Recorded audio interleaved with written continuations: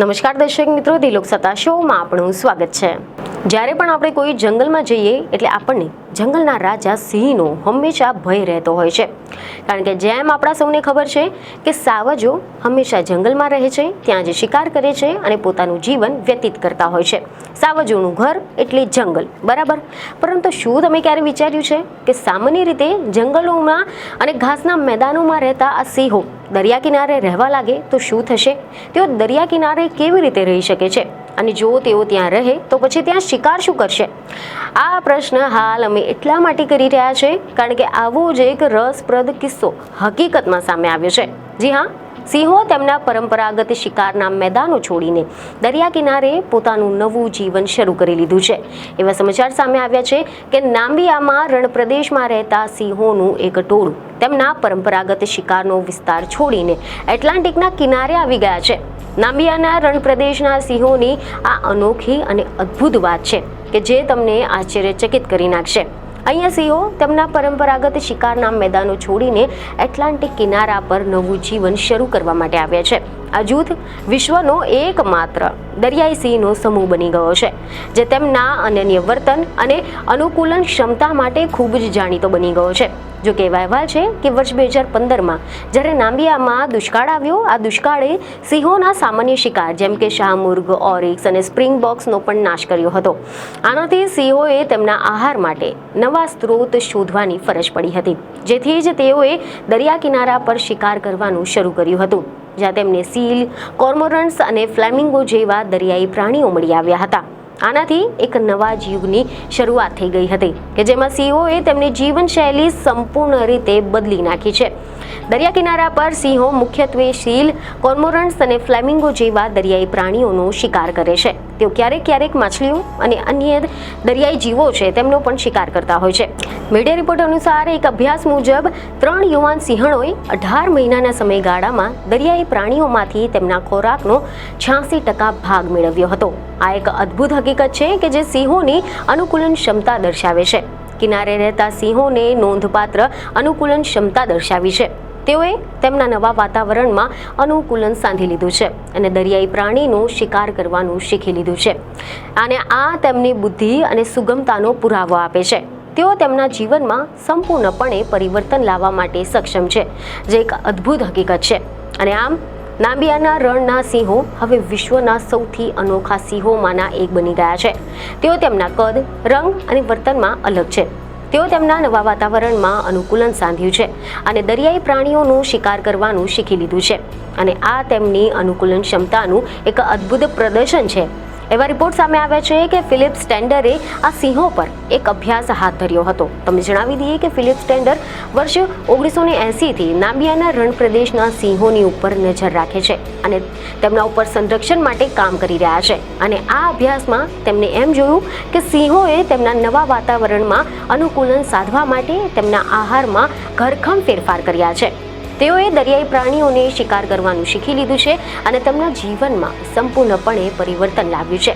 Philip standard કહે છે કે નામિબિયાના રણપ્રદેશના સિંહો વર્ષ 1980માં સ્કોટલેન્ડના જે દરિયા કિનારે રહેતા હતા, પરંતુ દુકાળ થતા ખેડૂતો સાથે સંઘર્ષના કારણે તેમની મોટાભાગની વસ્તી ખતમ થઈ ગઈ હતી, અને આના પછી આ સિંહો રણ પ્રદેશ તરફ હિજરત કરી ગયા। ફિલિપ સ્ટેન્ડર કહે છે કે 30 વર્ષ કરતાં વધુ સમય બાદ આ જાનવરો ફરી એકવાર દરિયા કિનારે પહોંચી ગયા છે, અને આ લોકો સૌથી દુર્ગમ ભૂભાગમાં રહેવા માટે ખુદને ઢાળી લીધા છે। તમે કલ્પના કરો, રેતીના ઢગ જેમાં કોઈ પણ છોડ કે ઝાડ નથી। રણપ્રદેશના સિંહો અનેકા હોય છે, અને અન્ય કોઈ સિંહોની સરખામણીમાં તેમનો જે રહેણાંકનો વિસ્તાર છે તે પણ ખૂબ જ મોટો હોય છે। તે ખૂબ જ ફિટ અને સારા એથ્લીટ પણ હોય છે। રણ વિસ્તારના સિંહોનો સરેરાશ વિસ્તાર લગભગ 12,000 વર્ગ કિલોમીટર જેટલો હોય છે, અને તેની સામે જે રેગેન્ટી વિસ્તારમાં રહેતા જે સિંહો છે તેમને રહેવા માટે સામાન્ય રીતે લગભગ 100 વર્ગ કિલોમીટરમાં રહે છે। આ સિંહોએ પોતાને એવી રીતે ઢાળી લીધા છે કે તેઓ પાણી વગર પણ જીવિત રહી શકે છે, અને આ સિંહો જે માંસ પણ ખાય છે તેમાંથી જ મોટાભાગનું પાણી મેળવી લેતા હોય છે। તમને જણાવી દઈએ કે સ્ટેન્ડરે વર્ષ 1997માં ડેઝર્ટ લાયન કન્ઝર્વેશન ટ્રસ્ટ નામના NGOની સ્થાપના પણ કરી હતી. તો બીજી તરફ એવા અહેવાલ છે કે લંડનના નેચરલ હિસ્ટ્રી મ્યુઝિયમ દ્વારા આયોજિત પ્રતિષ્ઠિત wild life photographer of the year સ્પર્ધામાં આ ફોટોગ્રાફની ખૂબ જ પ્રશંસા કરવામાં આવી હતી અને આ ફોટોગ્રાફ સિંહોના અનુકૂળતાની જે ક્ષમતા છે તેને દર્શાવતા તેમના અનોખા વર્તનનું નિદર્શન કર્યું હતું.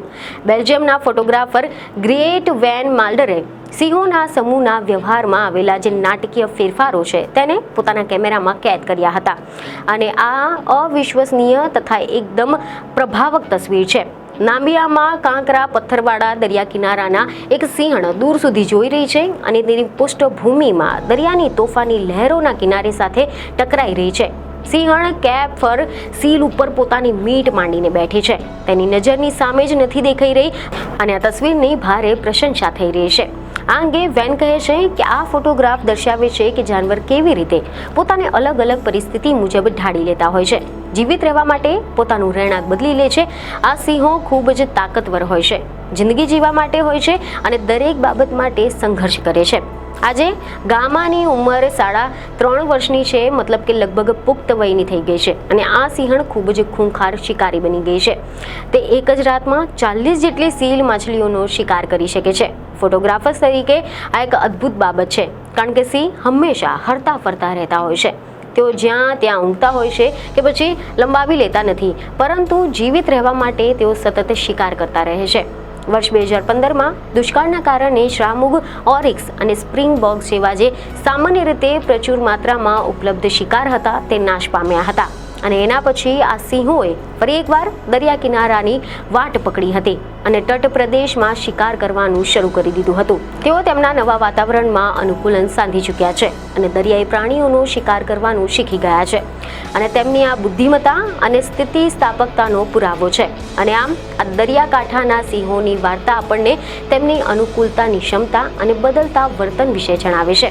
તે આપણને એ પણ શીખવે છે કે પ્રાણીઓ તેમના વાતાવરણમાં કેવી રીતે અનુકૂલન સાધી શકે છે અને નવી તકોનો લાભ કેવી રીતે લઈ શકે છે. આ તસવીરમાં આપણા બધાને એક સબક રહેલો છે કે જાનવરો જે ક્ષમતા અને સુંદરતા માટે વિખ્યાત હોય છે તેમને ફરી એકવાર મેળવવા માટે તાકાત ધરાવે છે. તે આપણા બધા માટે પાઠરૂપ છે. માત્ર તેમને તકની જરૂર હોય છે. તો આશા છે કે તમને આ વિશ્વના એકમાત્ર દરિયાઈ સિંહોના જૂથની સ્ટોરી સારી લાગી હશે, જેથી અમારા વિડીયોને લાઇક અને શેર જરૂરથી કરજો. બીજને ખબરો સાથે ફરી મળીશું. ધન્યવાદ.